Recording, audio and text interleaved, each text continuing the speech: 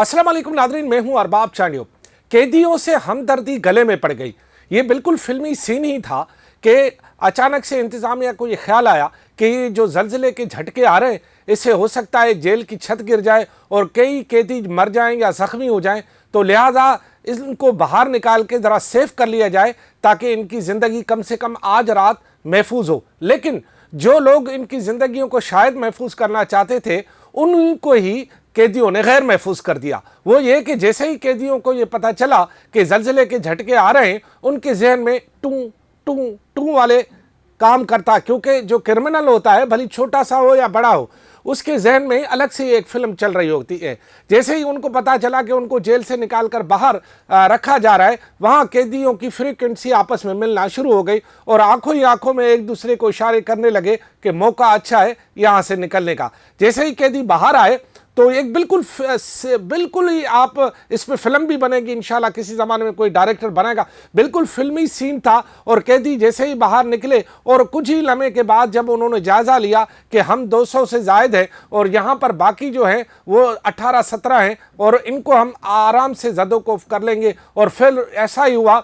इशारों में एक कैदी उठा, दूसरे ने उसको फॉलोअप किया और फिर गुथम गुथा हो गए पुलिस के साथ। और पुलिस के साथ गुथम गुथा होने के बाद जो है वो ये पूरी सूरत हाल में उन्होंने हथियार छीने, कुछ पुलिस वालों ने फायरिंग की, उस फायरिंग के नतीजे में एक मौत भी हो गई और इसके अलावा कई जख्मी भी हुए। जो 216 भाग गए उनमें से कोई 80-82 के करीब जो है वापस आ गए, यानी उनको पकड़ लिया गया है, बाकी फरार है। अच्छा, ये वाकया रात के दरमियान होता है और रात को क्योंकि अंधेरा होता है, अंधेरे का भी उन्होंने फ़ायदा लिया। लेकिन जैसे ही उन्होंने दरवाज़ा को ज़ोर से खोला तो लाजमी वो मेन रोड की तरफ आता है, उससे एक बदतरीन ट्रैफिक भी जाम हो गया। इतनी फायरिंग हो गई कि लोग परेशान हो गए कि पता नहीं खुदा न खास्ता क्या हो गया। तो ये जो वाक़या पूरी सूरत हाल में हुआ, इसमें जो कैदियों की तादाद बताई जा रही है वो 216 बताई जा रही है। लेकिन ये जो हमदर्दी है, अब आइंदा अपने कैदियों से हमदर्दी नहीं करनी है इस तरह की,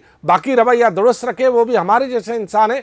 वो जुर्म कर लिया, लाजमी जुर्मदार होंगे, उनको सज़ा मिलेगी। लेकिन इस तरह की हमदर्दी करना आखिर गले पड़ गई और अब उनको सज़ा तो मिलेगी, क्योंकि हमदर्दी की दुनिया में सज़ा मिलती है। आप अच्छाई करें, उसकी सज़ा दुनिया में मिलती है, लिहाजा दुनिया जो है वो सज़ा देती है और इनकी भी अब इनको सज़ा मिलेगी, उनको जिन्होंने ये फैसला किया था। बहरहाल अब वज़ीर आला सिंध ने तो ये दो टोक अल्फाज में कह दिया है कि उनको सज़ा मिलेगी, लेकिन इसके साथ वज़ीर आला सिंध ने एक ऑफ़र दिए। जो कैदी भाग गए उनको ये ऑफ़र दिए या पेशकश किए, या उनका कहना है कि मैं दरख्वास्त करता हूँ या वार्निंग देता हूँ कि आप यूँ करें कि वापस आ जाएं, आप पर फिर जेल तोड़ने का कोई मुकदमा नहीं होगा। जिन मुकदमात में आप सज़ा इस वक्त काट रहे हैं उन्हीं को कंटिन्यू किया जाएगा, मज़ीद आप पर कोई मुकदमा नहीं बनेगा। अगर आप वापस नहीं आए तो फिर आप पर जो है वो दहशतगर्दी का मुकदमा होगा, जेल तोड़ने का मुकदमा शामिल किया जाएगा, जिसके बाद आपकी लंबी एक कैद हो जाएगी। लिहाजा आप लंबी कैद से अगर बचना चाहते हो तो बाकी कैद जो है वो रजा करना तो रही, वापस आ जाओ और काट लो। वज़ीर आला सिंध ने इस बारे में क्या कहा, आइए सुन लेते हैं।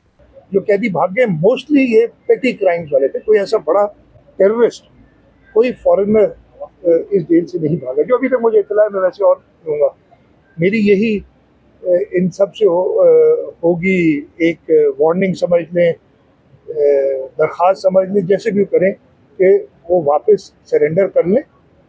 भी तो ये जेल तोड़ने वाला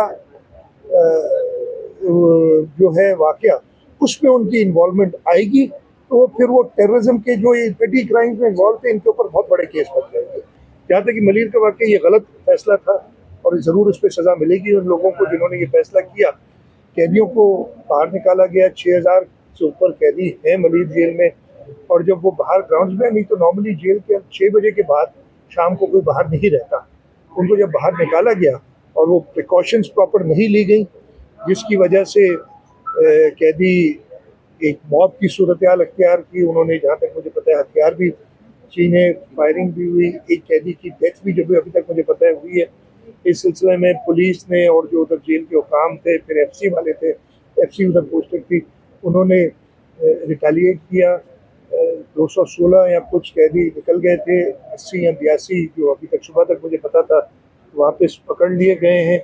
मैं सिर्फ एक बात कहूंगा, इस वाक़े की तो तहकीकात भी होंगी, जिनको सजा मिलनी है उनको सजा भी मिलेगी। अब देखना ये कि जो कैदी इस वक्त फरार हो गए, लाजमी ज़रूर टीवी भी देख रहे होंगे और ज़रूर उनको कहीं ना कहीं मेरा ये व्लॉग पे हाथ लग जाएगा, तो उनके लिए ऑफ़र जो है वज़ीर आला सिंध ने दिए, तो आप फौरी जहाँ भी है बराए मेहरबानी वापस आ जाएं, क्योंकि आप पर अब जो आपने कर लिया वो तो कर लिया ना। जो आपने दादागिरी दिखानी थी, अपनी जो जवान मर्दी दिखानी थी वो दिखा दी।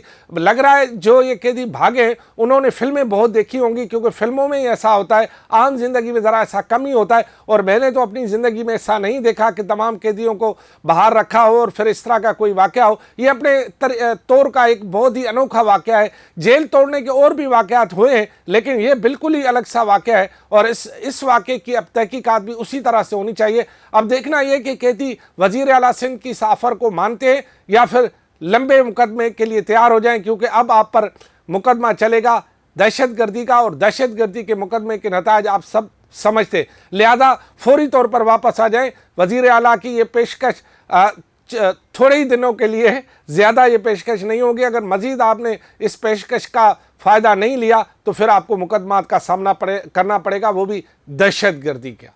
खुदा हाफिज़।